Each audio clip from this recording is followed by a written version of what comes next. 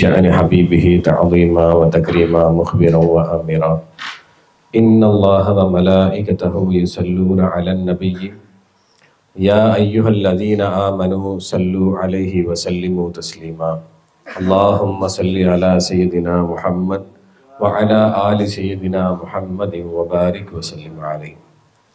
அல்லாஹ்வினுடைய நல்லருளால் நம்முடைய 2026ஆம் ஆண்டிற்கான அத்தாயி ரமலான் இஜ்திமா மிக சிறப்பாக மிக அழகிய முறையில் நடைபெற்று கொண்டிருக்கிறது.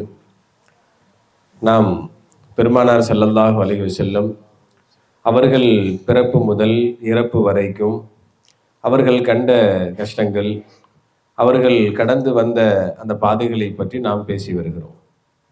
அந்த வகையிலே கடந்த நிகழ்விலே நாம் பேசியது பெருமானார் ஸல்லல்லாஹு அலைஹி வஸல்லம் அவர்கள் வகையை பெற்று ஒரு 3 வருட காலங்கள் ரகசியமாக மக்களுக்கு அழைப்பை இறைவனின் பக்கம் அவர்கள் அழைக்கும் பணியை செய்து கொண்டிருந்தார்கள். அப்புறம் தன்னுடைய குடும்பத்தார்களை முதலாக ஒன்று சேர்த்து அவர்களை ஒன்றிணைத்து அவர்களிடத்திலே இறைவனை பற்றியும் அல்லாஹ்வினுடைய இந்த மார்க்கத்தை பற்றியும் அவர்கள் சொல்கிறார்கள், நிராகரிக்கப்படுகிறார்கள். அதற்கு அடுத்த முறை மீண்டும் குடும்பத்தினரை மறுபடியும் ஒன்றிணைத்து அவர்கள் அழைப்பு விடுக்கிறார்கள், மீண்டும் நிராகரிக்கப்படுகிறது.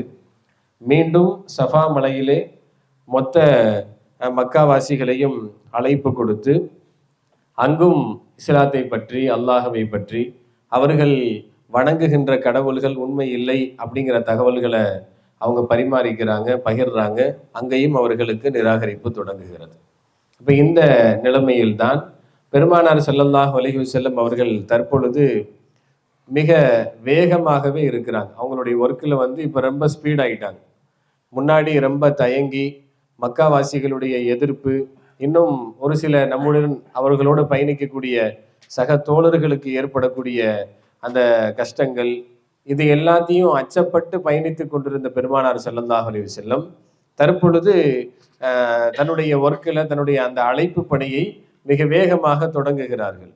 எந்த அளவிற்கு பெருமானார் செய்கிறார்கள் அப்படின்னா, ஹஜ்ஜுக்கு மக்காவிற்கு வெளியூர்களில் இருந்து வரக்கூடிய பிரயாணிகளை சந்தித்து அவர்களுக்கு மார்க்கத்தை பற்றியும் அல்லாஹ் ரசூலை பற்றியும் சொல்வது, அதுபோல மக்காவாசிகளிலேயே இன்னும் யார் யாரெல்லாம் பேலன்ஸ் மீதம் இருக்கிறார்களோ அவர்களையும் சந்தித்து சொல்வது.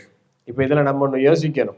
இப்போ சாதாரண நேரங்களில் நமக்கு ஃபோன் கால்ஸ் வர்ற, ஃபோன் யூஸ் பண்ணுற நமக்கெல்லாம் தெரியும். திடீர்னு ஃபோன் வரும், நம்ம எடுப்போம். எடுத்த உடனே அந்த நம்பர்லேயே அது தெரிஞ்சிடும், அது ஸ்பேம் கால் அல்லது அது ஏதோ ஒரு கம்பெனி கால் அப்படின்னு சொல்லி முக்கால்வாசி பேரை நம்ம அதை எடுக்கவே மாட்டோம்.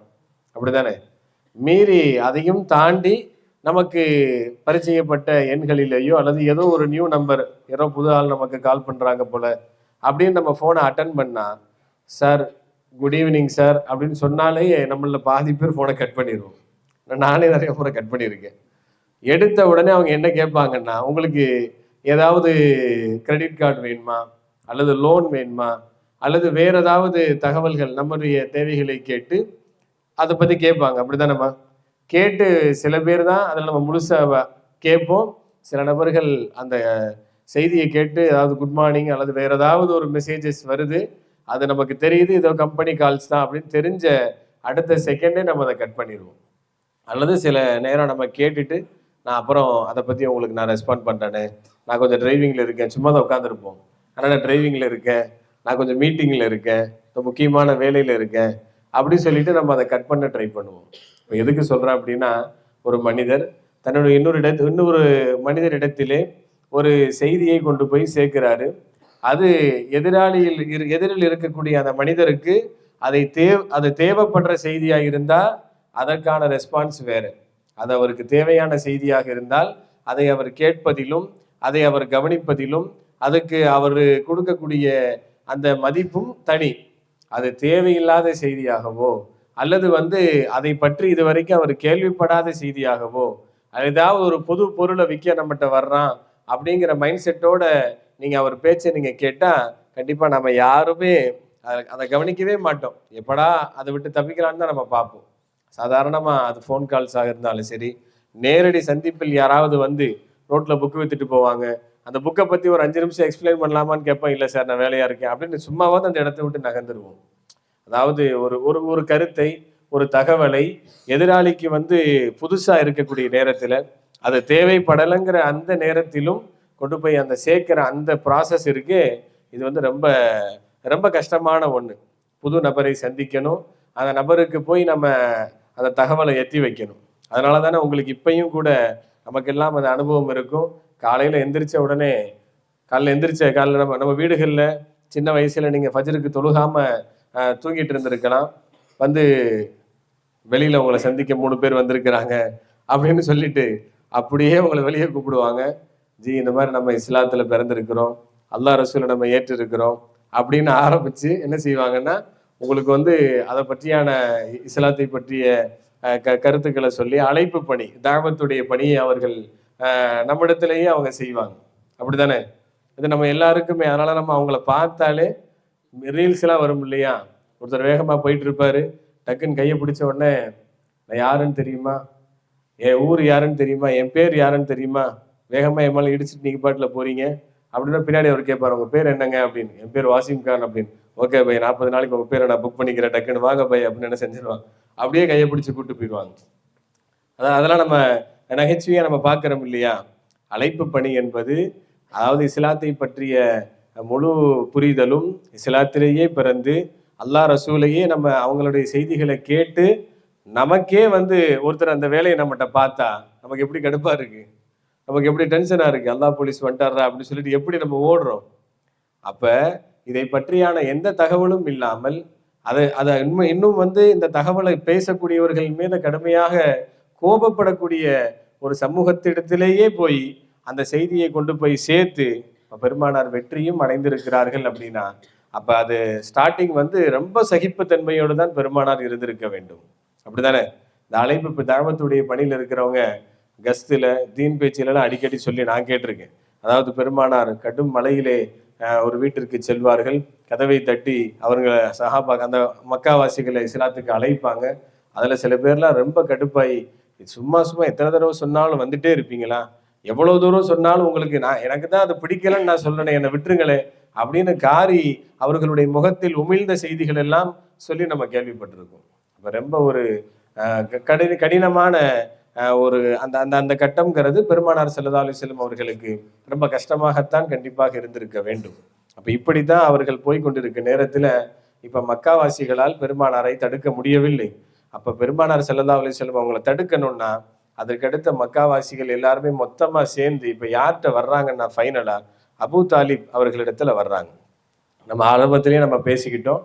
அபூ தாலிப் அப்படிங்கிறவங்க யாருன்னா, பெருமானார் தந்தையை இழந்து, தாயை இழந்து, பாட்டனாரை இழந்து, அவங்களுடைய 10 வயதிலே பெருமானாரை எடுத்து வளர்த்த தொடங்கியவர்கள். தற்போது பெருமானாருக்கு வயது 40 தாண்டிருச்சு. கிட்டத்தட்ட ஒரு 30 வருட காலங்கள் அவங்களுடைய கேரிங்ல தான் பெருமானார் வளர்ந்துருக்கிறாங்க. இப்ப அவங்க தான் அத்தாவுக்கு அடுத்து அவங்க தான் சொல்லப்போனா, அப்ப அவங்க தான் தந்தை ஸ்தானத்துல இருக்கக்கூடிய அவங்கள்ட்ட போறாங்க. மக்கள் அனைவருமே அவங்கள்ட்ட போய் இப்ப கம்ப்ளைண்ட் பண்றாங்க.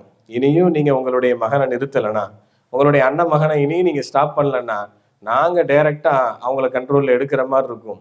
நாங்க நேரடியா போய் தலையிட்டோம்னா அது அடிதடியாகலாம், அது அவர்களுடைய உயிருக்கு ஆபத்து ஏற்படலாம், அவங்களுடைய உயிருக்கு உத்தரவாதம் இல்லை. ஃபைனலா நீங்க ஒரு தடவை பேசி பாருங்க, அப்பயும் அவங்க ஒத்து வரலன்னா நாங்க எங்க ஸ்டைல்ல தான் அதை அணுகிற மாதிரி இருக்கும் அப்படின்னு அபூ தாலிப் அவங்கள்ட்ட போய் சொல்றாங்க. இப்ப அபூ தாலிப் தன்னுடைய நம் மகன் பெருமானார் ஸல்லல்லாஹு அலைஹி வஸல்லம் அவர்களிடத்திலே வந்து இந்த தகவல் எல்லாத்தையும் சொல்றாங்க. மகனே, நமக்கு இது தேவையில்லாத வேலை, அவங்க போங்கல இருக்கிறாங்க, உங்களுக்கு இதுதான் சரின்னா நீங்க ஃபாலோ பண்ணுங்க, அவங்கள பின்பற்றக்கூடிய நபர்களை போய் நீங்க கெடுக்காதீங்க அப்படின்னு சொல்லிட்டு சமூகத்தினுடைய பிரச்சனைகளை ஃபுல்லா சொல்லி இதனால ஏற்படக்கூடிய குழப்பங்களை ஃபுல்லா பகிர்ந்துக்கிறாங்க. இப்ப நாமெல்லாம் வந்து அந்த இடத்துல நீங்க இப்படி ஒருத்தவங்க வந்து கேட்கும் போது அதை மறுக்கிறதுங்கிறதே ஒரு தனி தைரியம் வேணும். ஒண்ணு என்ன செய்வோம், நான் பாக்குறேன் நீங்க போங்கன்னு அனுப்புவோம், வேற வழி இல்லாம அல்லது ஒத்துக்குவோம். இருந்தாலும் அந்த இடத்துல பெருமானார் சொன்ன அந்த வார்த்தை வந்து ஒரு வரலாற்றிலே ஒரு முக்கியமான வார்த்தை. நம்ம எல்லாருக்கும் தெரியும், ஒரு கையில் சூரியனையும் இன்னொரு கையில் சந்திரனையும் வைத்தாலும் கூட நான் இனி ஏமார்க்கத்தை நான் விடுறதுக்கு தயாரா இல்லை அப்படின்ட்டு யார்கிட்ட இந்த பதில் அவங்க யார்கிட்ட சொல்றாங்கிறதா ரொம்ப முக்கியம். அது சாதாரணமா வர்றவன் போறவன்ட்டு சொல்றது கிடையாது. அதை கேட்பவர் யார்? கேட்பது அபு தாலிப். அபு தாலிப் யார்? அவங்களுடைய தந்தை 10 வயதிலிருந்து 40, 50 இப்ப தற்போது வரைக்கும் அவங்களை எடுத்து வளர்த்துக்கிட்டு இருக்கக்கூடிய அவங்களுடைய கேரிங்ல தான், அவங்களுடைய பாதுகாப்புல தான் பெருமானார் இருக்கிறாங்க. இப்ப கண்டிப்பா இதை மறுக்கணும்னா அப்ப அவங்க மொத்த குடும்பத்தையும் இப்ப இதுக்கப்புறம் அவங்க என்ன முடிவு எடுத்திருப்பாங்கன்னா, இப்ப அவங்க கொடுக்குற அந்த ஆன்சருக்கு அப்புறம் அபு தாலிப் ரதி அவங்களே என்னை விட்டு இப்ப போனாலும் பரவாயில்ல, இதை நான் விட முடியாதுங்கிறதான் அவங்க ஸ்ட்ராங்கா சொல்ல வர்றாங்க. அதானே சொல்ல வர்றாங்க. அப்ப அதுதான் பெருமானார் ஸல்லல்லாஹு அலைஹி வஸல்லம் அவர்களுடைய இந்த உறுதியின் வெளிப்பாடாக இருக்கிறது. அதனால பெருமானார் ஸல்லல்லாஹு அலைஹி வஸல்லம் அவர்களுடைய வாழ்விலே அடுத்த கஷ்டங்கள் வந்த போதிலும் கூட இந்த தாவத்துடைய எப்படி வகி அவங்களுக்கு ஒரு பெரிய டஃப்பான ஒரு ப்ராசஸ் நம்ம பேசிக்கிட்டோமோ, அது போல இந்த அழைப்பு பணியை அவங்க தொடங்கி அதுல அந்த ஸ்டேபிள் ஆகிற அந்த ஒரு 2-3 வருஷம் இருக்கு பாருங்க, ஒரு 5 ஒரு ஃபர்ஸ்ட் ஒரு 5 to 7 இயர்ஸ் இருக்கு பாருங்க, அது உண்மையிலேயே அவங்களுக்கு ரொம்ப டஃப் தான். அதை ஒவ்வொரு நாளும் அவர்கள் கடந்து வந்தது என்பது நம்ம வரலாறா பேசும்போது நமக்கு எப்படின்னு தெரியல. ஆனால் அந்த சாம்ராஜ்யத்தை உருவாக்கக்கூடிய பெரிய பெரிய பிசினஸ் பண்ணவங்க எல்லாம் பேசும்போது கேட்டா அவங்களுக்கு தெரியும். ஆரம்ப காலகட்டத்தை பத்தி அவங்க சொல்லும் பொழுது அதுல அவ்வளவு கவலைகள், அவ்வளவு வேதனைகள், அவ்வளவு கஷ்டங்கள், அதை அவங்க விவரிக்கும் பொழுதுதான் நமக்கே தெரியும். பின்னாடி அவங்க ரொம்ப பெரிய அமைப்பா பல பிரான்ச்சஸ் அல்லது பல காரு, பைக், அதாவது சொத்து பத்தோட பெரிய இடத்துக்கு அவங்க சமூகத்துல வந்ததை அவங்களுடைய அந்த டாப் ட்ரெஸ்ல நம்ம பார்க்கும்போது அந்த காட்சி நமக்கு தெரியுமே தவிர்த்து, அவங்க சின்ன ஸ்டார்டிங்ல அவங்க என்னென்னலாம் செஞ்சாங்க, எவ்வளவு கஷ்டப்பட்டாங்க, எவ்வளவு நாள் பிளாட்ஃபார்ம்ல படுத்தாங்க அப்படின்லாம் அந்த வரலாறுகளை சொல்லும் போதுதான் நமக்கு தெரியும்.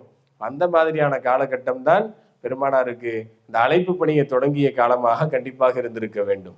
அதனால பெருமானார் ஸல்லல்லாஹு அலைஹி வஸல்லம் அவர்கள் அடைந்த கஷ்டத்திலேயே இது மிக ஒரு அதிக கஷ்டமான ஒரு காலமாக வரலாறு சொல்கிறது. அல்லாஹு தஆலா பெருமானார் ஸல்லல்லாஹு அலைஹி வஸல்லம் அவர்களை முழுமையாக பின்பற்றி மறுமையிலே அவர்களுடைய பரிந்துரைக்கு தகுதியான நபர்களாக நம் அனைவரையும் ஆக்கி அருள் புரிவானாக. வாஹிரு தஅவானா அல்ஹம்துலில்லாஹி ரப்பில் ஆலமீன். அஸ்ஸலாமு அலைக்கும் வரஹ்மத்துல்லாஹ்.